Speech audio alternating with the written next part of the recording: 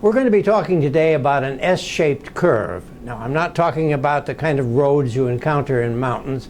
I'm talking about the way the body responds to a change in nutrient status. It's an S-shaped curve, or in science we refer to that as a sigmoid curve or a sigmoid response.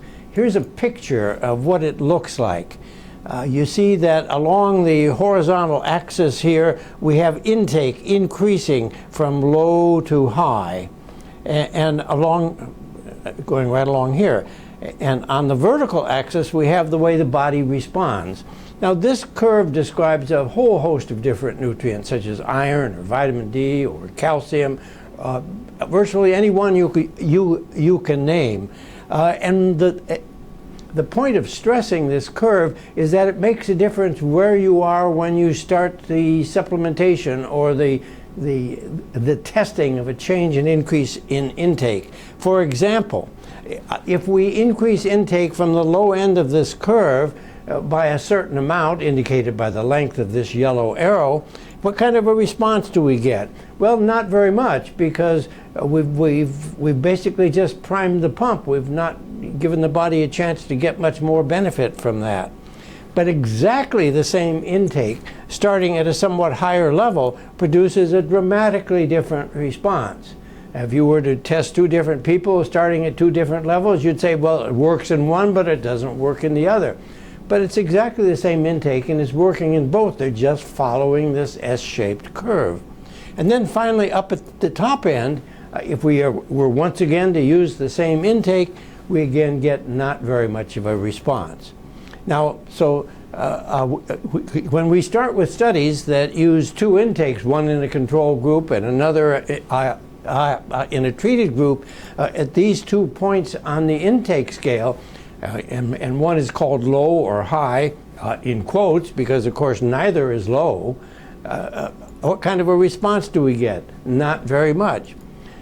This is not a theoretical consideration. This was precisely the mistake that was made by the Women's Health Initiative calcium supplementation trial, and it was made also for a calcium preeclampsia prevention trial called CPEP. So as I say, this is not a theoretical issue. In fact, studies were done starting at the wrong end of the sigmoid response curve, and not surprisingly, the result when the paper was published was that calcium didn't seem to do anything under the circumstances because the effect was so small. And they simply had paid no attention to where the participants in the trial were located along the sigmoid response curve. Now, exactly the same thing happens down here with respect to the vitamin D arm of the Women's Health Initiative trial. One was termed a low intake, and indeed it was, but the high intake wasn't high either. As you can see, it's still on the low end of the intake range. And as I say, this mistake was made by the vitamin D arm of the Women's Health Initiative trial and by a big British trial called Record.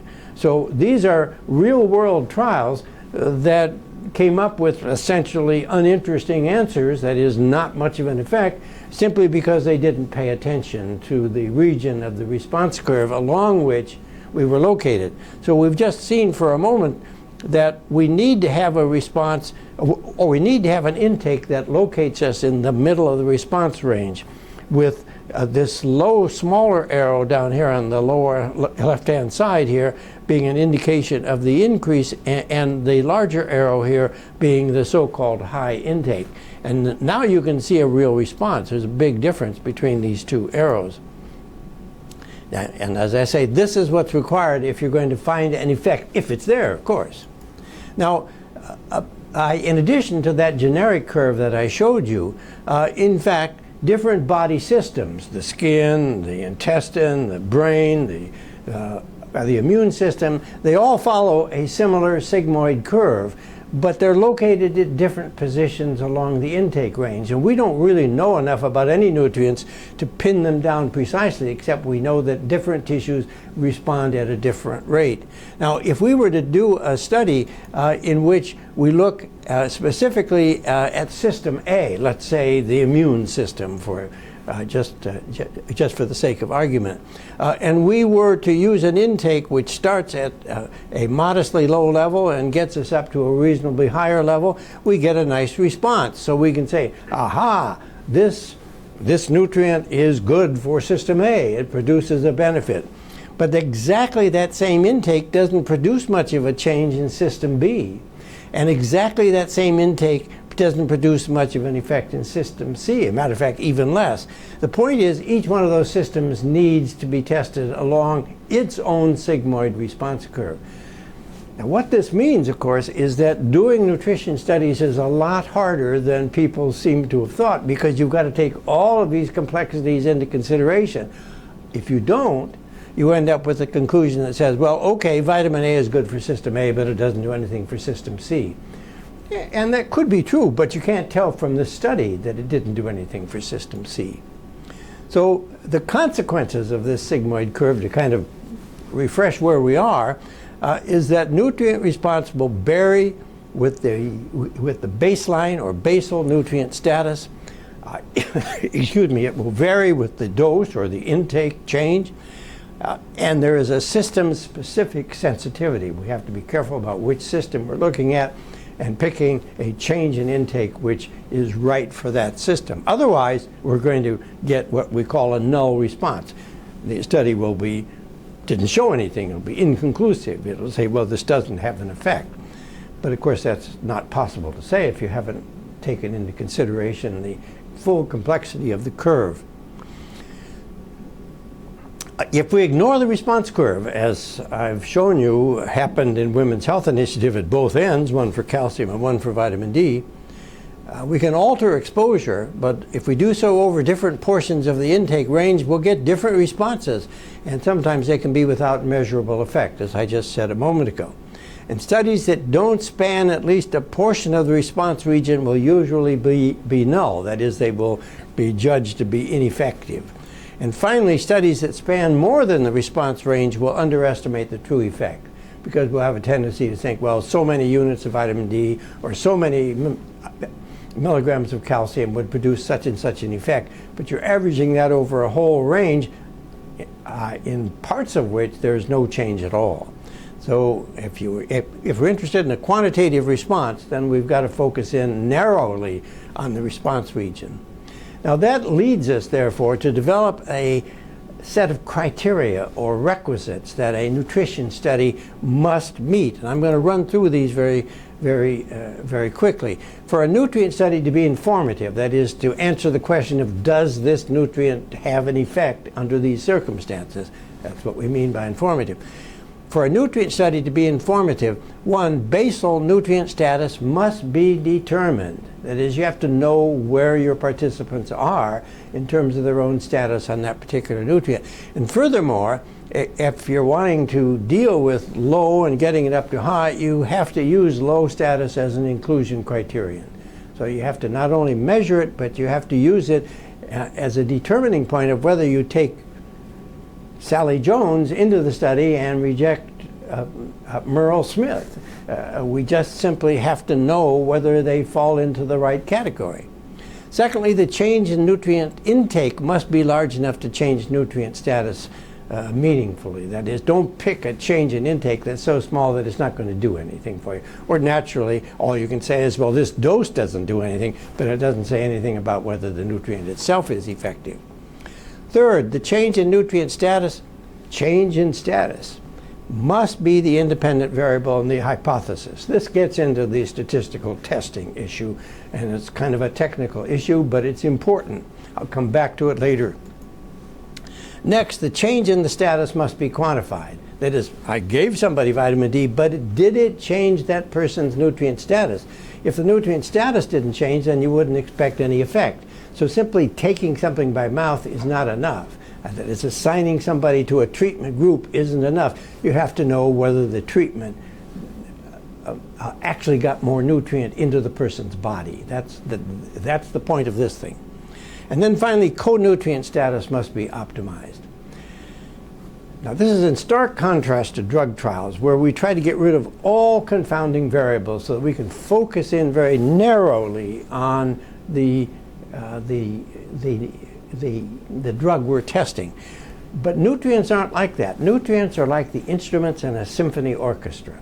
They play together, and each needs all of the others to produce the full tonal richness of a piece of music. So I'm going to focus a little bit more on this to show you just one example, because this comes not so much out of the sigmoid curve response as just something that we need to know and to observe when we do nutrient studies.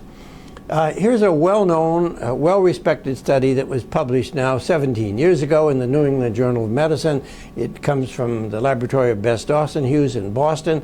It shows the response of the body to a calcium and vitamin D supplement. And you see the effects here on the right-hand side of the screen where we plot the first non-vertebral fracture over a period of 36 months in the study. And the placebo group is the top line, and the calcium and vitamin D supplemented group is this bottom line right here. And as you can see, there was a better than 50% reduction in fracture risk by the end of the trial at 36 months. Now, that's good, and that's one of the reasons why I think most everybody understands that calcium is important if you're dealing with a problem of osteoporosis and the osteoporotic fracture problem. But I'm going to take a look at the changes in bone density that that were recorded in this same trial at the femoral neck region, the hip region of the body. Here the calcium group had an increase in bone density, the placebo group had a decrease. Again, this has been well established many years ago and is not surprising or new. But I want to focus on, in this case, the placebo group.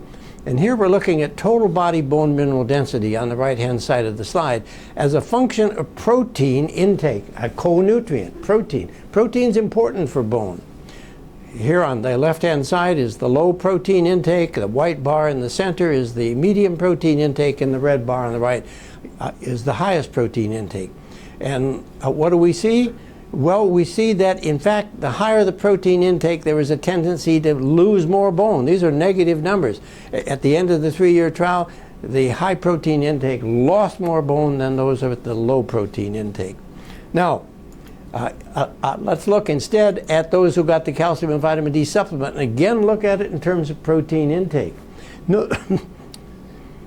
Notice that both at the low and medium protein intakes, there was effectively no change in bone mineral density, which means they weren't losing bone, whereas the placebo group was. So calcium and vitamin D was stopping bone loss. But only in the high protein intake group was there gain in bone density. Look at that. And the reason for that is that in order to make new bone, you need not only calcium, but you need adequate protein. And if a trial evaluating calcium didn't supply adequate protein, then it likely wouldn't work. And you'd say calcium doesn't work. But that would miss the point entirely, because you simply didn't provide the other nutrients that are necessary for the particular nutrient to work. Calcium and vitamin D protected against bone loss, which is good in its own right, but only at the highest protein intakes was there real bone gain. How high was that intake? Well, it's about almost 50% above the current RDA for protein, which everybody agrees is probably too low, but even so, it's useful to have this kind of information. This is a target for us to shoot at. But that's kind of a digression. I simply want to point out that calcium, vitamin D, and protein intakes interact constructively with one another on bone, so long as the intakes for each are adequate. And the skeletal effects of a single nutrient might be blunted or obscured entirely if the intake of the other nutrients isn't adequate. So that's why that criterion is, if you're going to do a nutrient study, be sure that all the other nutrients the body needs are up to where they ought to be in order to see whether adding more of the test nutrient makes a difference. Now, in this field, in what's called evidence-based medicine or evidence-based nutrition, it's common to pool different studies. A study is done in England, a study is done in France, a study is done in New York City, another one's done in Omaha. If you can pool the results of all those, you get a lot more people in the study, and you may be able to see with better statistical power whether there's an effect. These are called systematic reviews, or sometimes meta-analyses. Now, just as we have requirements for an individual study, so we have requirements or criteria for a systematic review as well. And that's what I'm going to review with you right now. But I want to stress that the systematic reviews commonly are based on methodologic criteria. By that I mean, did the studies we include have a placebo group? Did the studies we include have blinding? Did the studies we include use the same form of the nutrient, etc.? Those are kind of methodological issues. Now, what they often don't do, and what is necessary, is they don't focus on the biological side, the nutrient side of the thing. They only focus on the technical side of how the paper was written, which isn't adequate. So we're going to be talking about biological features. First of all, if you're going to include a study in a systematic review, it has to have met the 5 individual study criteria that we just reviewed. If it didn't do those things, why include it? Because we already know that it could well be uninformative. Secondly, they must all have the same basal nutrient status. They all have to start at the same.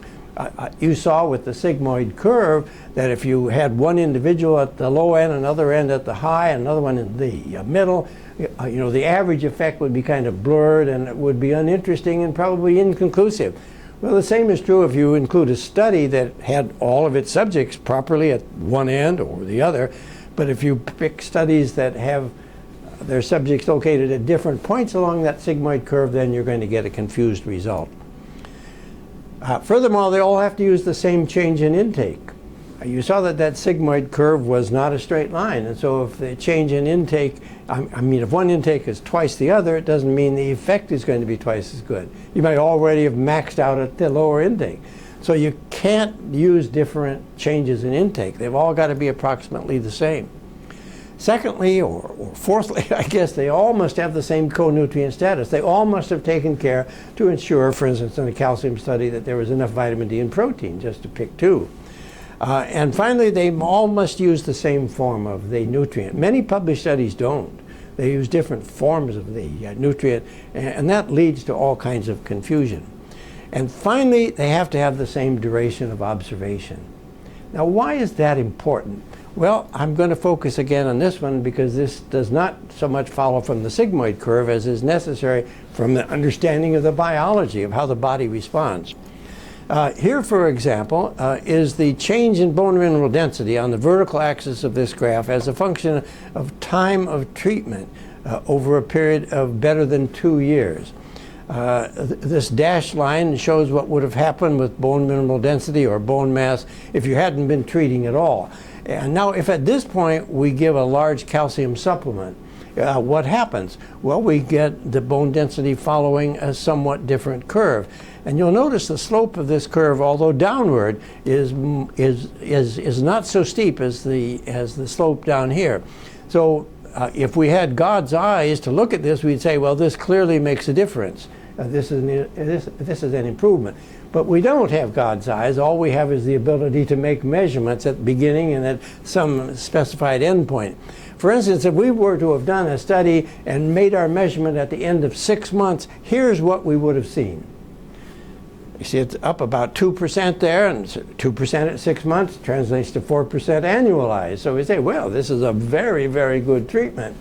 It increases bone density by 4% per year. That would be wonderful if we could do that. But if instead of looking at it at 6 months, we had picked only a 12-month or 1 year period, we see now that it's still only that same 2%, basically. And this is now seen as 2% per year. Not bad, but not the same as we would have guessed at a 6-month period. And finally, if we go out to 2 years, which would be common in these studies, the apparent improvement is now only 0.6% per year. And this is so small that it's unlikely that it would be found in any reasonably sized study. So if we were to pool in a systematic review a study that had a 6-month endpoint, a study that had a 12-month endpoint, and a study that had a 24-month endpoint, we would get a kind of a blurred, mixed message under the circumstances. Whereas you can see there's a very real effect there.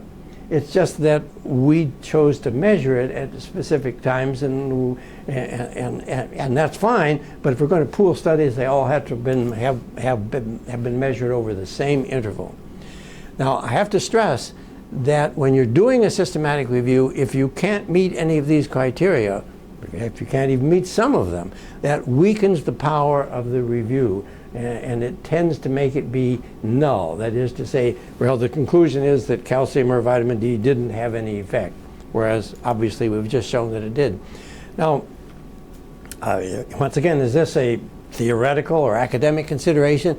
It turns out over the past 2 or 3 years, there have been 64 systematic reviews of the sort I've just described, 64 published for vitamin D alone, which is an average of 2.4 systematic reviews per month.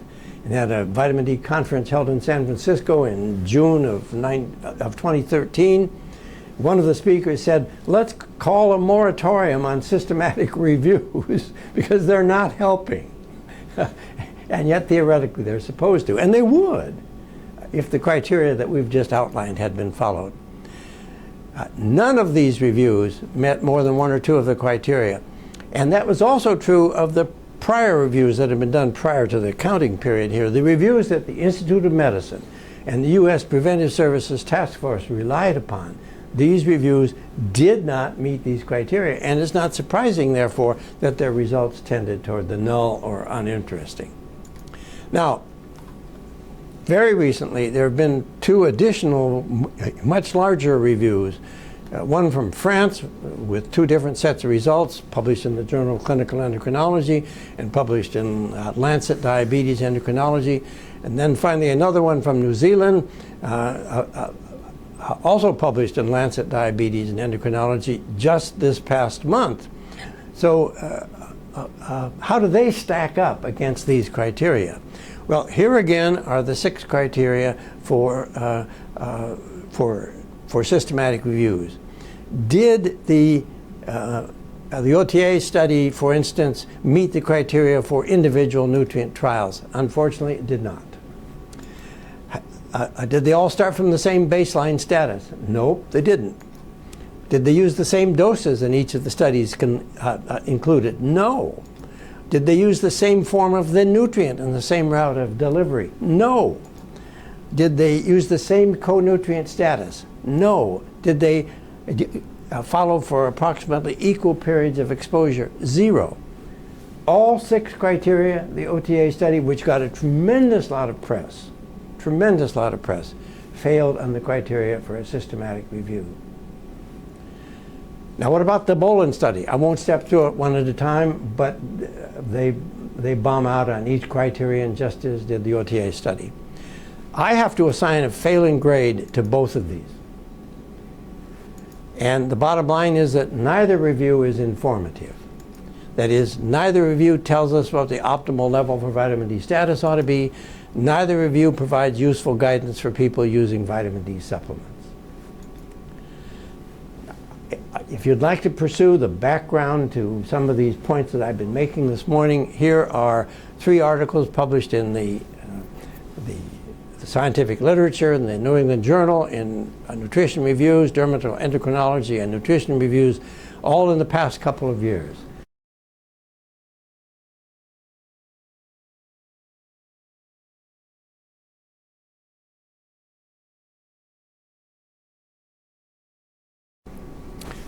We don't have the full suite of nutrients known. If you're looking at a calcium absorption or bone endpoint, and of course vitamin D is important for calcium absorption, then you need to stress not just the vitamin D intake, but you need to be certain that there's adequate calcium in the diet in order for vitamin D to improve calcium absorption. I mean, it makes pretty good sense that if you improve calcium absorption efficiency, but there's almost no calcium in your diet, then 100% of not very much is not very much. So simply improving absorption efficiency is not going to be enough if you don't have enough calcium in the diet. There are a whole host of other nutrients that are not well understood. And one of the values of this set of criteria, Carole, is that not that they can all be met all the time with all nutrient studies, but they create a kind of a research agenda because we need to be able to answer precisely the question you raised. What are the important co-nutrients? And until we can track that down, we can't derive a rational policy for what vitamin D intake ought to be.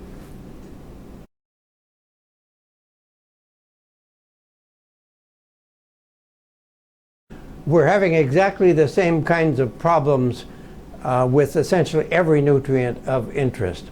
I was speaking yesterday, as a matter of fact, with some individuals. We were designing a program for experimental biology this coming spring, in which we were looking at the challenge that the Dietary Guidelines Committee is facing. The Dietary Guidelines are put out, as you know, every 5 years, and they're charged this time with using the dietary reference intakes produced by the Institute of Medicine to build the dietary guidelines for the country. That would seem to make pretty good, obvious sense. But there was a pretty good consensus among the individuals on the Dietary Guidelines Scientific Panel that the DRIs were often wrong. And so they were challenged on how do we build a plan for nutrient intake for the American public in terms of diet, not just nutrients. We don't eat nutrients, we eat foods. So they were challenged to create a diet, and they had to base it on dietary reference intakes, which many of the experts consider to be wrong. So this is, I think, a pressing and critical issue today. And this is especially true because there's so much of an emphasis on basing recommendations on evidence. But as I've stressed, we need biological criteria for the inclusion of studies and not just technical criteria.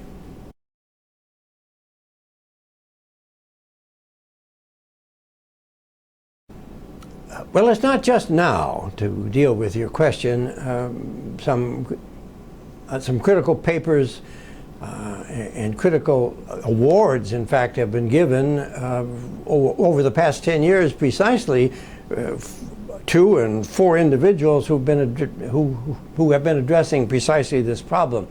Because it's been evident for a long time that, to use a cliche, that the emperor has no clothes in many cases. But it takes a while for everybody to see that. Right now, I think I'm not exaggerating to say that there is an anti-nutrition bias in medicine. Not in the health sciences broadly, but in the practice of medicine.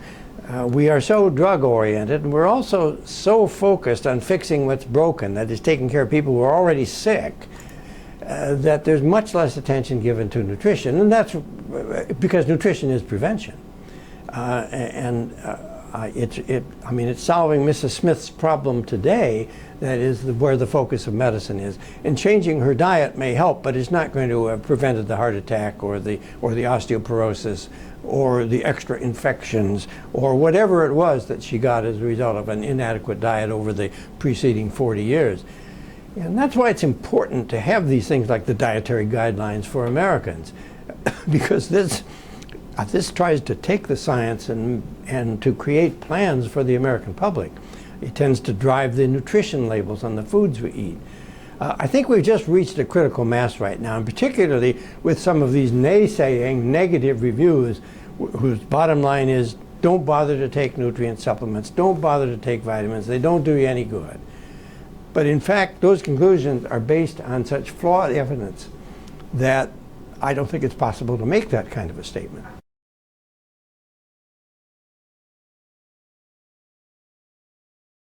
I've prepared, as a consequence, a set of criteria which I think may be helpful to journalists who are writing these articles for public consumption and who interview the scientists who have done these studies and then try to extract what the bottom line is. And at the moment then, I'd simply like to thank you very much for your attention.